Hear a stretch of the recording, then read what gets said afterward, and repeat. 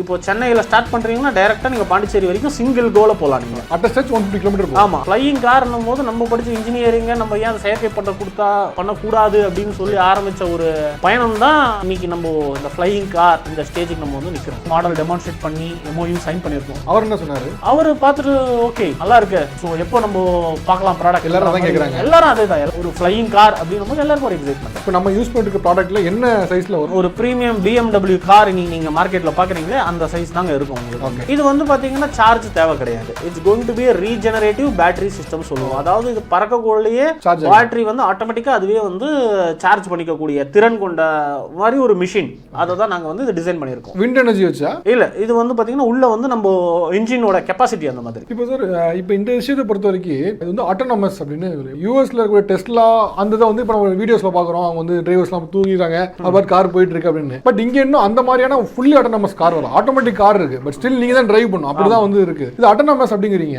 டிரைவிங்கும் autonomous, flying ஆட்டோனமஸா? ஆமாங்க. இது வந்து சிம்பிளா உங்களுக்கு சொல்லணும்னா இது வந்து எல்லா ஒரு சிம்பிளா ஒரு பாமர மக்கள் அண்டர்ஸ்டாண்ட் பண்ற மாதிரி சொல்லணும்னா நம்மளோட ப்ராடக்டோட கலவை வந்து பாத்தீங்கன்னா ஒரு 3 டெக்னாலஜியை சேர்ந்தது தான் நம்ம ப்ராடக்டோட கலவை. அதாவது கரண்ட் ஆட்டோமோட்டிவ் டெக்னாலஜி இருக்கு, ஏரோஸ்பேஸ் டெக்னாலஜி இருக்கு, ட்ரோன் டெக்னாலஜி இருக்கு. இது 3ம் சேர்ந்த கலவை தான் நம்ம ப்ராடக்ட். ஆட்டானமஸ் அப்படின்னும் போது வந்து பாத்தீங்கன்னா ஒரு பாப்புலேட்டட் கண்ட்ரி இந்தியா மாதிரி ஒரு கண்ட்ரியில் ஆட்டானமஸ்ன்றது வந்து பாத்தீங்கன்னாக்கா எந்த அளவுக்கு சாத்தியம்ன்றது இன்னும் ஒரு கேள்விக்குறி ரிசர்ச்ல தான் இன்னும் இருக்கு. ஓகேங்களா? இன்னைக்கு நம்ம இங்க இருந்து டிராஃபிக்ல பாத்தீங்கன்னா நம்ம கொஞ்சம் தூரம் போவோம், திடீர்னு யாராவது குறுக்கல வந்துருவாங்க. அந்த மாதிரியான டிராஃபிக் சர்க்கம்ஸ் தான் நம்ம கரண்ட் நடைமுறையில் இருக்கு. ஸோ அந்த மாதிரியான ஒரு நடைமுறை சிச்சுவேஷன்ல வந்து ஆட்டானமஸ் டிரைவிங்ன்றது ஒரு இந்தியாவில் பொறுத்தவரை இப்போதைக்கு பாசிபிள் இல்லாத ஒரு சூழ்நிலை தான் இருந்துட்டு இருக்கு இல்லையா? பட் வேறாஸ் இன்னைக்கு ஏரோஸ்பேஸ்ல பொறுத்தீங்கன்னா ஆல்ரெடி இந்த டெக்னாலஜி ஆட்டானமஸ் இருக்கு. ஆட்டோ பைலட் தனியா இருக்கு. ஆட்டோ பைலட் ஆல்ரெடி யூஸ் பண்ணிட்டு தான் இருக்காங்க இல்லையா? சோ அந்த டெக்னாலஜி தான் நம்ம இதுக்கு யூஸ் பண்ண போறோம். It's going to be a completely autonomous technology. Flying சரி, இதுவும் சரி.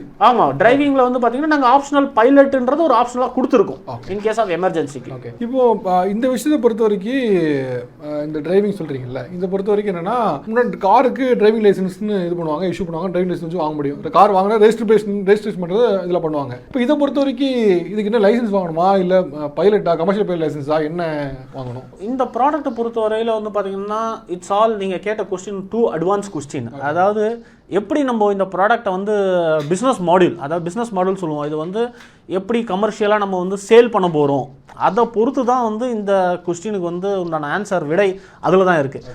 இது வந்து நான் மட்டுமே வினாட்டா ஏரோ மொபிலிட்டி நாங்கள் மட்டுமே இது டிசைட் பண்ணக்கூடிய கண்ட்ரோல் எங்ககிட்ட இல்லை.